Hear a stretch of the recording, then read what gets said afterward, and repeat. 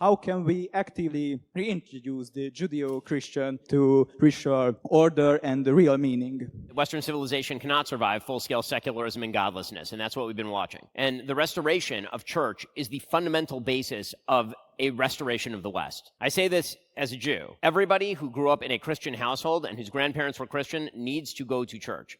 Everyone. It is deeply, deeply important that they go to church and re-engage with their religious heritage and re-engage with God and re-engage with an absolute morality that suggests that there is a right and that there is a wrong. Because again, all the things that I just talked about spring from those biblical values. And there is no substitute for it. And I think that's why you're seeing actually in the United States an increase in religious adherence among young people. For the first time in my lifetime, it was going in one direction. It was going down into the right. And now it's moving up again. And the reason is because it turns out that a life that's filled with secularism eventually becomes hollow. And not for everybody. There's some people who can lead fulfilled lives of their own making. But the reality is that for a broad population, finding meaning in a meaningless universe is incredibly difficult, if not impossible. And for a civilization, it's actually just impossible. Because to slide from secularism to nihilism is not much of a slide. I think that there's a God-shaped hole in people's hearts that was opened up by secularism. People have tried to fill that hole with everything from pornography to chatbots to just the internet itself, or to rage and political polarization.